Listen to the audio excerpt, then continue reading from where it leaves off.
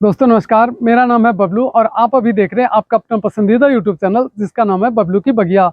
दोस्तों winter plants उम्मीद है आपने अपनी बागवानी में ऐड कर लिए होंगे, क्योंकि सारे ही विंटर प्लांट्स बहुत ही चीप रेट में मिलता है और कम केयर में लंबे समय तक के लिए सारे ही प्लांट्स फ्लावरिंग करते हैं। और जब विंटर सीजन आता है तो गमला रखने की जगह की कमी, यानी कि स्पेस की कमी आम बात है। मैंने भी ये समस्या झेली हुई है और मैंने इस बार एक नई तकनीक निकाली है जिससे कम जगह में, कम गमले में ज़्यादा फ्लावरिंग प्लांट मैंने लगा लिया है। यही तकनीक आज आपसे शेयर करने वाला हूँ।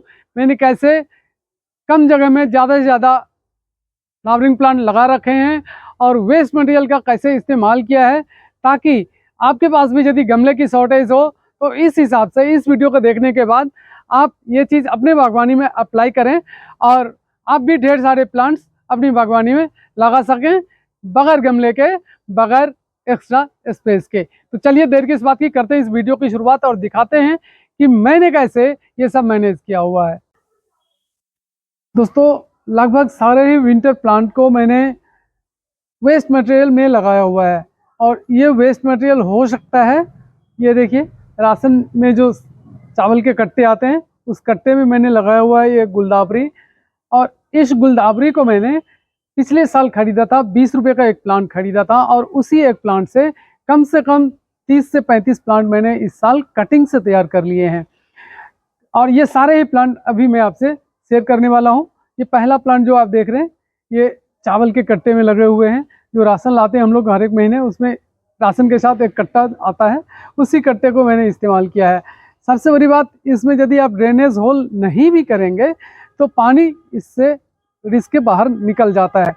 तो और ये सर्दियों के जो प्लांट हैं उसके लिए बिल्कुल ही परफेक्ट है। सर्दियों के प्लांट के लिए कोई सा भी विंटर प्लांट्स हो आप चावल के कट्टे में लगा सकते हैं।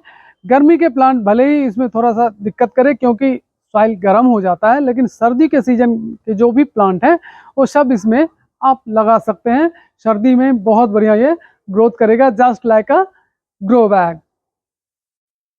अब एक तरफ से मैं यदि आपको दिखाऊं तो ये सारे देखिए मेरीगोल्ड का प्लांट है और ये सारे ही मेरीगोल्ड के प्लांट को मैंने कट्टे को काट के एक छोटे से थैला जैसे बना दिया है, ग्रो बैग जैसे बनाने की कोशिश किया था और उसी में ये सारे ही प्लांट लगे हुए हैं जो ठीक ठाक ग्रोथ भी कर रहे हैं और फ्लावरिंग भी आप देख रहे होंगे ठीक ठाक हो रहा है। मेरीगोल्ड के ये सारे ही जो प्लांट आप देख रहे हैं इसको मैंने बीज से लगाया हुआ है। 20 रुपये का बीज का एक पैकेट मैंने मार्केट चलाया था, उसी से कई सारे प्लांट तैयार हो गए। यूँ तो यहाँ तक कि मुझे ये प्लांट पड़ोसियों को बांटने भी पड़े क्योंकि बहुत ज़्यादा प्लांट हो गए थे। मैं जितना लगा सकता था उतना लगा लिया और जो एक्स्ट्रा प्लांट था मैंने अपने आस पड़ोस में बांटा भी है। अभी भी प्लांट रिपोर्ट के लिए तैयार है जिसे मुझे भी रिपोर्ट करना है। चलिए अब दिखाते हैं कि इसको मैंने लगाया किस चीज़ में है। देखिए ये मेरीगोल्ड इतना बढ़िया ग्रोथ है और लगाए हैं इसको हमने ये पेंट की बाल्टी में। कितने सारे ब्रांच है आप देख सकते हैं, हर एक ब्रांच पे ये फूल आया हुआ है और अभी ये फ्लावरिंग इसका स्टार्ट ही हुआ है। उम्मीद है धीरे धीरे इसका साइज और भी बढ़िया हो जाएगा। एक और देखिए दूसरा प्लांट जिसको मैंने प्लास्टिक के कट्टे को ग्रो बैग टाइप का सिल के बना दिया है और उसमें लगाया हुआ है। तो विंटर प्लांट बहुत बढ़िया ग्रोथ करता है इस चीज़ में भी। ये आप देख सकते हैं, ये है इसकी ग्रोथ और लगा हुआ है एक छोटे से प्लास्टिक के कट्टे में। एक और देखिए ये भी प्लास्टिक के कट्टे में और ब्रांच देख लीजिए कितने सारे इसके आए हुए हैं। और ये आलम तब है जबकि मैंने इस प्लांट को, इसमें से किसी भी प्लांट को प्रूनिंग नहीं की है। प्रूनिंग करता हो सकता है इससे भी ज़्यादा इसके ब्रांच निकल आते। एक और मेरीगोल्ड और ये भी एक प्लास्टिक के कट्टे में।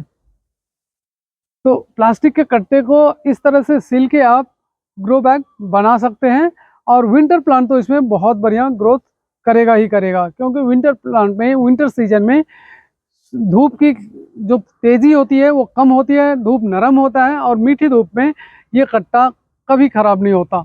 गर्मी के प्लांट के लिए इसमें हो सकता है कि यदि आप गर्मी वाला प्लांट लगाएं तो इसका सॉइल हीट से गर्म हो जाएगा तो पौधा बढ़िया ग्रोथ नहीं करेगा। लेकिन विंटर प्लांट देख सकते हैं आप कितना बढ़िया ग्रोथ कर रहा है। और अभी भी बैगनवेलिया में देखिए अच्छा खासा फ्लावरिंग हो रहा है। बैगनवेलिया एक परमानेंट प्लांट है और माना जाता है कि बैगनवेलिया समर सीजन में बढ़िया फ्लावरिंग करता है। लेकिन अभी भी यहाँ पे आपको फ्लावरिंग करता हुआ दिखेगा। 2-3 जितने भी प्लांट है मेरे पास बैगनवेलिया का, सभी में फ्लावरिंग स्टार्ट है। इसी बीच एक कलांचू का छोटा सा कटिंग मैंने लगाया था, लगभग पिछले साल आप कह सकते हैं।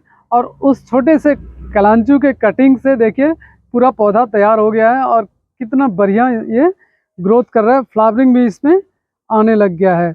और इसको भी मैंने लगाया हुआ है नर्सरी पॉट में, एक छोटे से नर्सरी पॉट में लगाया। पौधा अभी छोटा है तो इसमें बढ़िया ग्रोथ कर जाएगा। अगले साल इसको मैं बड़ा गमला दूंगा जिससे इसमें और भी बढ़िया फ्लावरिंग हो सके। एक डेंथस का बहुत ही खूबसूरत सा फ्लावरिंग प्लांट आप देख सकते हैं दोस्तों।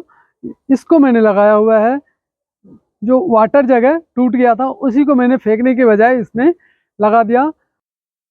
और उस वाटर जग में भी बहुत बढ़िया डेंथस ग्रोथ करता है। डेंथस एक परमानेंट प्लांट होता है जिसको सेपरेशन से आप एक से अनेक बना सकते हैं या फिर इसके बीज से भी आप घर पे ही तैयार कर सकते हैं। कई सारे कलर में ये प्लांट अवेलेबल होता है और बहुत ही सस्ते रेट में 15 से 20 रुपए में आपके भी आस पड़ोस की नर्सरी में ये प्लांट मिल जाएगा।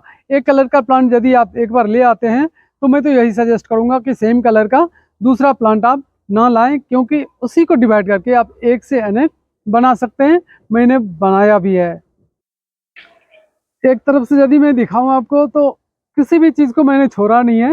ये सीमेंट का कट्टा था जिसमें मैरीगोल्ड मैंने लगा रखा है और आज ही इसको रिपोर्ट किया है। अब इस पौधे में ग्रोथ स्टार्ट हो जाएगा और बहुत बढ़िया इसमें ग्रोथ करेगा, क्योंकि मिट्टी इसमें ज़्यादा आया हुआ है। तो जितना मिट्टी देंगे, जितना बड़ा पॉट देंगे, उतना ही बढ़िया विंटर प्लांट्स ग्रोथ करेगा और फ्लावरिंग देगा।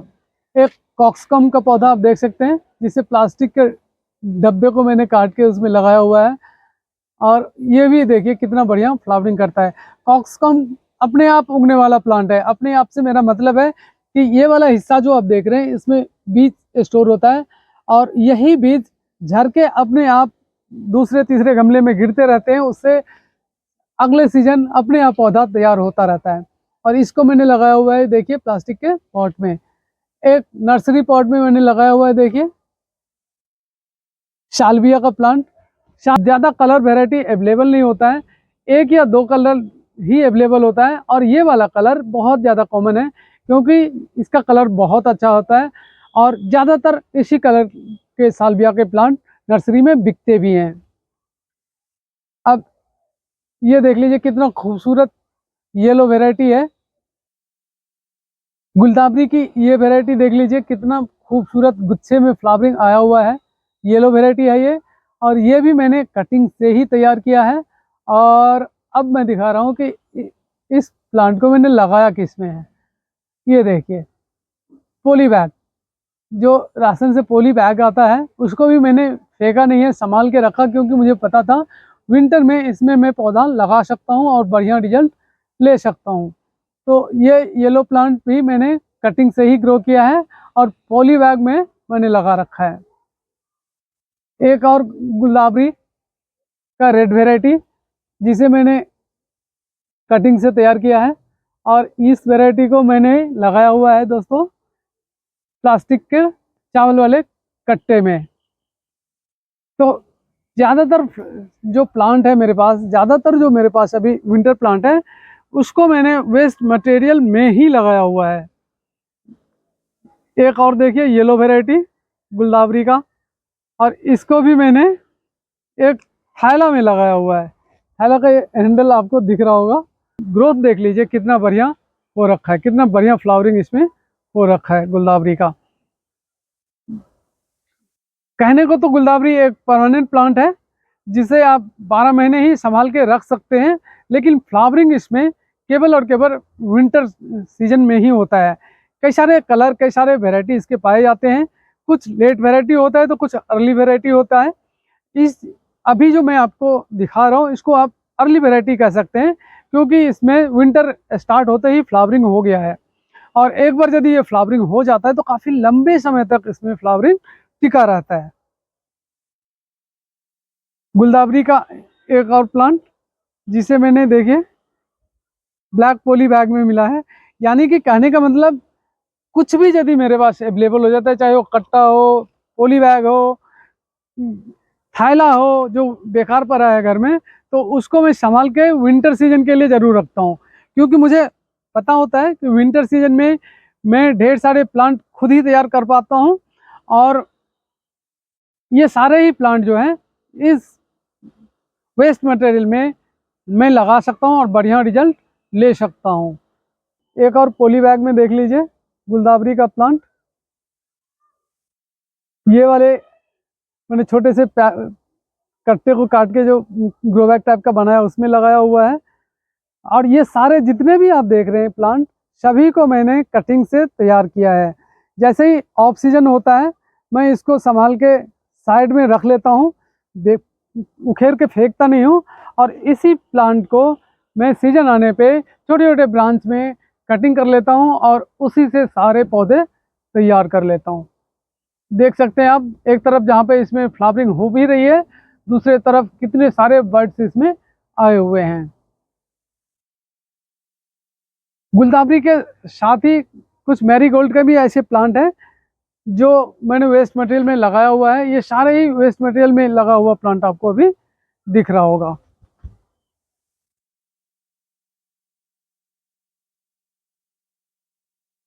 छोटे से छोटे पॉली बैग को भी मैंने फेंका नहीं है और उसमें प्लांट लगाया है और बढ़िया रिजल्ट लिया है।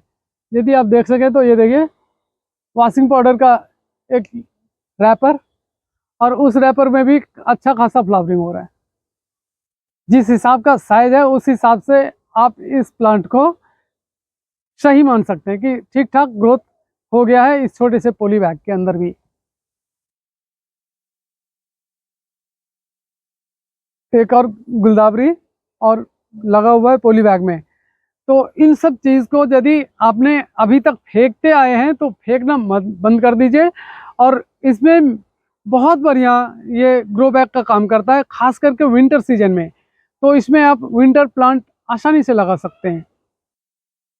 उम्मीद है आप भी अपने वेस्ट मटेरियल का इस्तेमाल करेंगे, यूटिलाइज करेंगे, और अपने छत के जो रेलिंग है उसको इसी हिसाब से सजाएंगे ताकि दूर से भी ये लोगों को दिखाई दे और वो भी बागवानी के प्रति आकृष्ट हो जाए और अपने सुनसान पड़े छत को बागवानी से सजाएं। बहुत बहुत धन्यवाद आप सभी का इस ब्लॉग को लास्ट तक देखते रहने के लिए। उम्मीद है इस वीडियो को देख के आपको भी आइडिया आ गया होगा कि वेस्ट मटेरियल का इस्तेमाल अपने विंटर प्लांट्स के लिए आप कैसे करें और वेस्ट स्पेस को कैसे यूटिलाइज करें। मिलते हैं आपसे फिर किसी नए वीडियो में नई किसी आइडिया के साथ। तब तक के लिए मुझे दीजिए विदा और देखते रहिए अपना मनपसंद यूट्यूब चैनल बबलू की बगिया।